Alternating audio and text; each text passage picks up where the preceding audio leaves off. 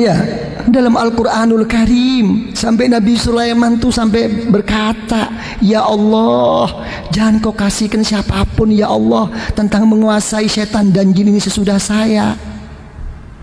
Itu Nabi Sulaiman. Sampai kepada Rasulullah Sallallahu Alaihi Wasallam fi hadisin sahih, diganggu Rasulullah itu kalau sembayang, dikasih obor, diginikan mukanya kalau sembayang itu, sampai marah Rasulullah. Ya, dipegangnya lehernya setan ini oleh Rasulullah.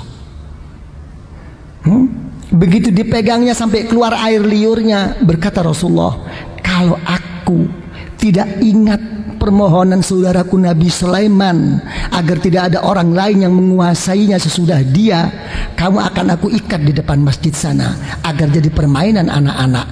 Nabi Rasulullah SAW mengatakan seperti itu. Sekarang saya menguasai jin sekian-sekian, nanti dulu dong dipertanyakan dulu gimana sih prakteknya, saya nggak ngerti. Saya nggak punya ilmunya jin dan saya tidak biasa menguasai jin, tapi insya Allah jadi setan sendirilah. Ini diperhatikan, hati-hati ya. Oke, nanti ngomong jin kepanjangan ini saya nanti ya. Terus gimana Pak Jiman? Nggak jadi, nah, nggak jadi Rolls Royce-nya ya. Nggak mudah, jangan dikira dibiarkan suatu ujian ini terus menerus Pak Sufyan. Ini yang memperdalam kesungguhan kepada Allah itu, ini bukan makin selesai terus gimana ya, karena tidak bersyukur atas Islam keimanannya. Satu ya, ini yang nomor dua apa? Tidak pernah merasa takut, matinya tidak membawa iman. Bayangin kalau orang itu sudah nggak takut, hatinya tidak mati, tidak membawa iman, bagaimana dia di dalam perbuatannya? Jangan lagi yang buruk, sampai yang baik pun akan merasa beres dan cukup dan sampur, cukup. Gak ada kesungguhan kepada Allah, semuanya dianggap cukup. Yang penting aku udah sembahyang, yang penting aku udah berzikir, berdoa, udah plus. Jangan lagi imannya, sembahyang subuhnya diterima apa enggak nggak tahu kok. Ini nanti untuk pencarian inilah yang perlu kita cari. Ya apa kira-kira? Takut mati bawa iman apa enggak? Ya itu syukur ya. Sampai Rasulullah Sallallahu Alaihi Wasallam mengatakan, ana a'rafukum billah akhwafukum minhu, saya yang lebih makrifat kepada Allah, tapi loh saya juga yang lebih takut kepada Allah. Jadi bukan orang makin takut makin tinggi berarti makin nggak takut, enak aja loh. Bukan begitu, bukan. Terus yang nomor tiga apa? Orang yang selalu berbuat aniaya atas sesamanya. Hati-hati jadi pemimpin. Jangan dianggap enteng ngurusin umat ini. Gimana Pak Arifin? Gimana? Ya apa kira-kira? Mau jadi menteri? Mau jadi ini? Monggo. Bilang gitu, hati-hati, di istikharoi. Harus apa? Harus juga bertanya kepada orang tua-tuanya, guru-gurunya. Jangan enak-enakan loh. Dianggap satu kemuliaan apa itu? Satu kedudukan oke. Ya. Tapi apa satu kemuliaan Pak Sufyan?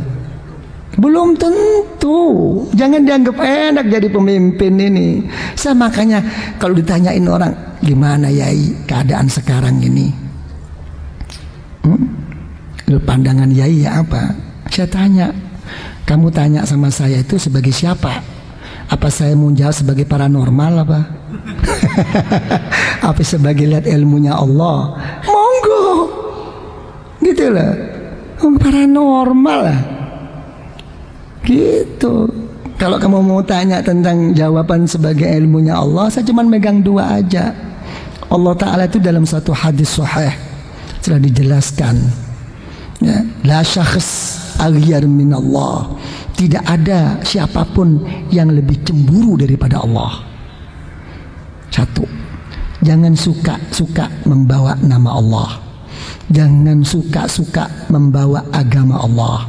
Jangan terlalu berani membawa kebenaran-kebenaran mutlak.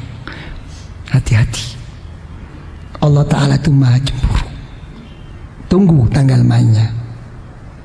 Ya, al-Islam ya'lu wala yu'la alaih. Islam ini begitu mulia dan hebat dan begitu agung. Karena hebat dan mulianya dan agungnya, ya, dibawa ke sana kemari. Bisa-bisa diambil untuk kepentingan, bisa-bisa untuk diperalat. Silahkan, tapi yakin deh, kalau Islam tidak akan habis kok. Akan habis sendiri kok. Ya, akan didudukkan oleh Allah. Mana yang sebenarnya? Tunggu.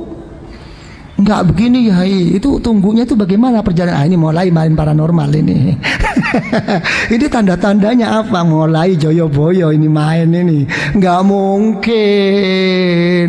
mungkin akan diomongkan kalau orang itu itu betul-betul takut sama Allah. Kenapa? Dalam satu aturan main, ya, di dalam orang itu tahu rahasia Allah, tahu, terbuka hatinya atas rahasia-rahasia yang ada pada hamba dan makhluk-makhluk Allah ini. Ya, kalau orang itu diberi seperti ini kehebatannya, tapi dia tidak diberi hatinya penuh kasih sayang rahmat atas hamba Allah, ilmunya yang begitu hebat kelak akan merupakan musibah fitnah di sisi Allah. Harus disertai sayang. Misalnya contoh, ya, kalau diberi tahu, ya, kalian oleh Allah tahu bahwa si fulan ini akan menghadapi satu musibah ini, menghadapi satu ini. Ya, itu tidak boleh ditunjuk. Hati-hati kamu. Kamu nanti begini, begitu. Tidak boleh. Ngomong itu jauh sekali. Yang diomongkan itu apa? Yang diomongkan adalah bagaimana si fulan ini diberi hati yang tabah dan kuat untuk menghadapi ujian daripada Allah. Contoh-contoh orang dulu, contoh-contoh para nabi, begitu didoakan kepada Allah, bukan ditunjuk. Hati-hati loh, saya tahu nih bakal begini, ini begitu nanti, tebak teat nanti. Nah, ini si dukun. Ini hati-hati, ini banyak nggak Mas Sufyan? Ini harus tahu apa perbedaannya ini. Ya, ini dihindari Pak, nggak akan mengaku deh. Dan gitu, jangan lagi mau membahas ini benar dan salah. Kita untuk bicara dalam hati, untuk mengetahuinya apa yang tergerak di hati kamu. Apa itu dari Allah? Apa itu dari malaikat? Apa itu dari Rasulullah? Apa itu dari ilmumu? Apa itu dari hawa nafsumu? Apa dari waswasmu? Apa dari akalmu? Apa itu dari setan dan jin? Kita harus tahu. Kadang-kadang ibadah sembahyang, seret, ada putih, nampak orang putih. Hati-hati nanti ini, nanti tapi belum sekarang ya. Ini nanti harus dideteksi ini semua. Ya, ini yang pertama. Allah Ta'ala maha cemburu. Ya, jangan tanya gimana jalannya, bagaimana liku-likunya. Bukan, nanti itu nggak boleh ditunjukkan. Coba saya mau tahu, kira-kira kalau Pak Sufyan langsung difirasati orang wali, kira-kira Pak Sufyan yang tenang ya, walaupun ini benar, yang tenang Pak Sufyan, semoga Allah menambahkan hati Pak Sufyan, menguatkan semangat. Nanti Pak Sufyan 3 hari lagi akan pusing kepalanya, mau? Kira-kira ini wali agak edan apa enggak? Ayo, kira-kira ini bijaksana apa enggak? Apa ini orang yang membimbing umat? Jangan. Nanti deh, ini harus ngaji sendiri. Apa bedanya mukjizat, apa bedanya keramat, apa bedanya irhasot, apa bedanya ma'unah pertolongan dari Allah, apa bedanya ini sihir, apa bedanya ini cuma sulap, apa bedanya ini dari setan dan jin. Harus tahu. Kita ini pokoknya bisa begini, wah ini orang hebat nih. Hati-hati, campur baur sekarang ini. Ya, sudah. Itu yang saya pegang. Ya, Allah Ta'ala maha cemburu. Yang nomor 2 apa? Allah Ta'ala maha pengasih dan penyayang terhadap hambanya. Silakan siapapun, jangan terlalu zalim kepada hamba Allah. Tunggu deh. Kenapa mesti mikir-mikir banyak? Ya, apa kira-kira? Arifin? Ya udah. Jam berapa ini? Sudah ya. Jadi itu apa? Saya kembalikan lagi, memperdalam, mempertinggi pengabdiannya kepada Allah di dalam batin. Di dalam zahir susah. Salah satu ya sebagai contoh ya, dalam satu hadis sahih dari sahabat Aghar Al-Muzani radhiyallahu an, Rasulullah sallallahu alaihi wasallam beliau mengatakan, innahu la yughanu ala qalbi. Hati saya ini, kata Rasulullah, tertutup oleh nur Allah, bukan oleh kegelapan, tertutup oleh cahaya Allah. Karena saya tertutup, kata Rasulullah, inni la astaghfirullah fil yaumi mi'ata marrah. Setiap hari saya beristighfar kepada Allah 100 kali. Coba bayangkan, yang diistighfari Rasulullah itu apa? Emangnya salah apa Rasulullah? Emangnya punya dosakah Rasulullah? Coba, ini karena kelas. Mungkin bagi anak kecil nggak apa-apa, tapi bagi orang tua dianggap suatu dosa. Kekurangan itu merupakan satu dosa. Nanti ini tingkatan ikhlas akan kita uraikan nanti 1 bulan lagi, ya. Gitu, jangan sekarang ya. Itu Rasulullah berkata begitu, tertutup. Nah, kok bisa Rasulullah itu merasa tertutup seperti itu? Diriwayatkan setiap Rasulullah bersembahyang, beribadah, berzikir kepada Allah, begitu sampurnya Rasulullah,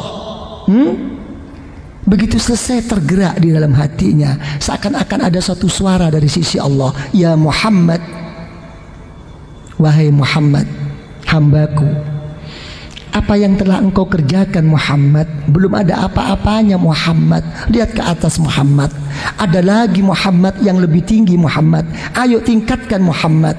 Begitu orang besar tuh begitu, nggak merasa cukup, nggak merasa beres. Ada satu panggilan, ya sudah. Ini apa? Menunjukkan apa? Kesungguhan di dalam hati. Karena itu yang dinamakan ibadah itu apa? Yang dinamakan ibadah itu fi'lul mukallaf, okay? Ala khilafi hawa nafsi ta'ziman li rabbih.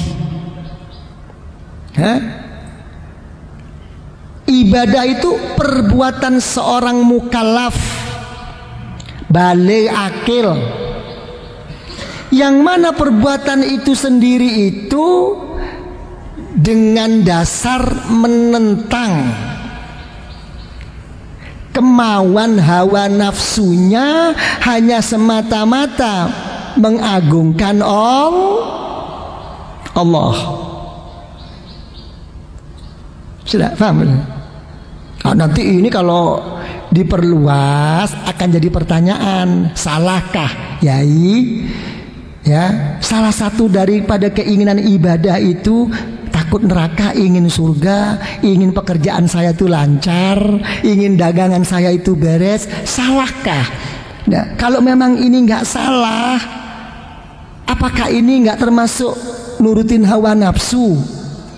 Kalau memang iya tapi nggak menyalahi, gimana cara mendudukkannya? Nah, ini nanti ada satu cara, ya, dikembalikan. Susah belajar niat itu, susah Pak Arifin, ya.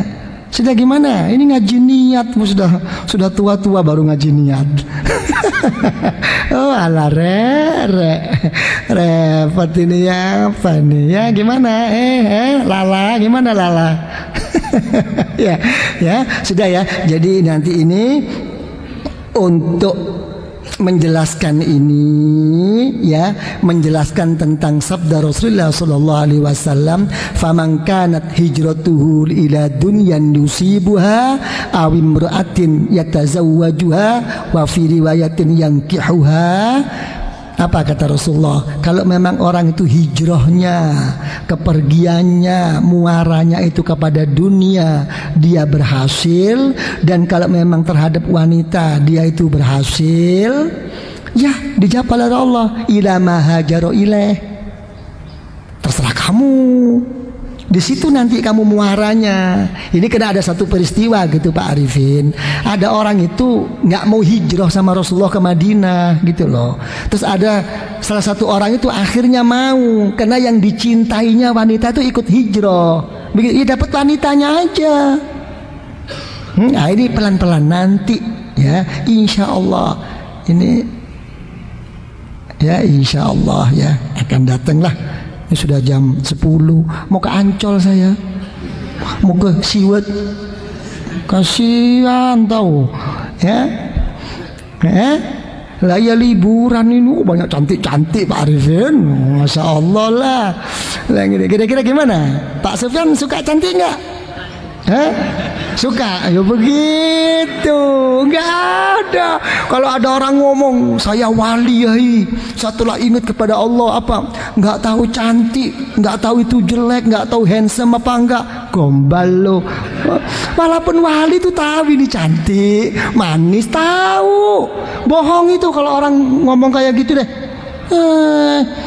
Cuman bedanya antara orang bukan wali dengan wali tahu cantik itu satu aja, ya kan ya. Kalau wali itu nggak tertarik, nggak kepencut.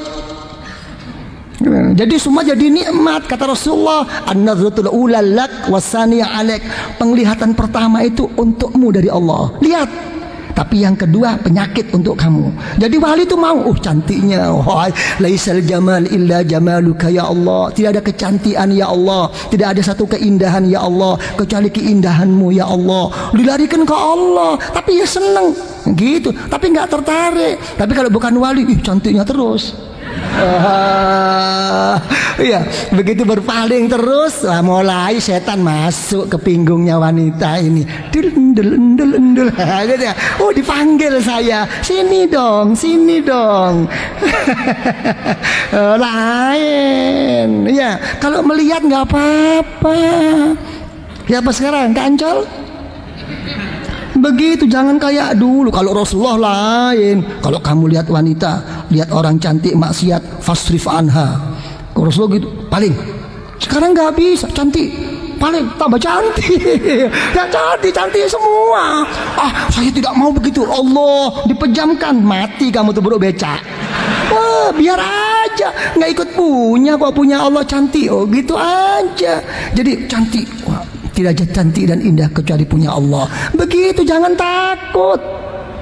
Ya, makanya kalau udah gini nampak, alhamdulillah, begitu aja, alhamdulillah, gitu aja. Tapi yang penting jangan kepencet, jangan berpaling. Ya, makanya nanti abis ini mari cari alhamdulillah.